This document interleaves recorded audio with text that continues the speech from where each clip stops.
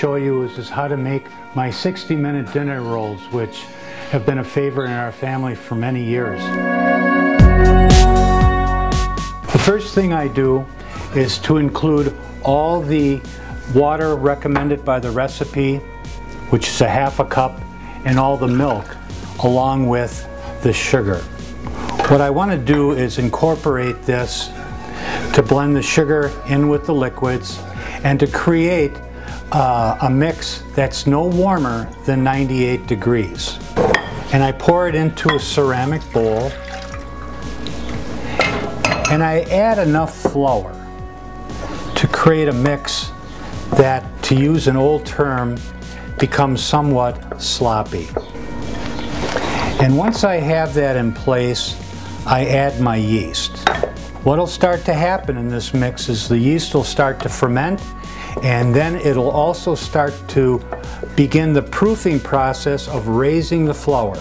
And what I do is I cover this with cellophane, I let it stand for approximately a ½ hour to 45 minutes, and what happens in that period of time is the product sponges, and as you can see, it's raised.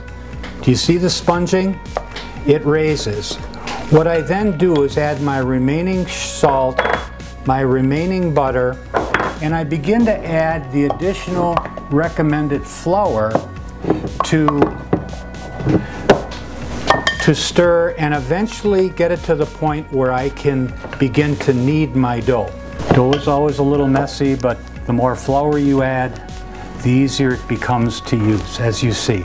And I will continue to roll this until the ball is smooth and satiny.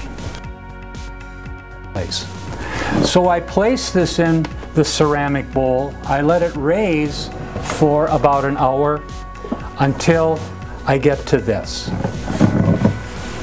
And here is the result. Now what I do is I weigh my product out because I want to make 24 dinner rolls. And what I want to do is cut these into 6-ounce portions. And again, this is just a way for me to help me get portions that are fairly equal. As you can see, I roll the dough and I turn it into a knot. Place them on the bread sheet, and then when the sheet is full, which typically I put 12 on a baking sheet, I will put these in a preheated oven at 400 degrees, bake for 10 minutes. The result will be 60-minute dinner rolls shaped in the form of knots, and it's a recipe that I've made for many, many years and is a favorite in our family.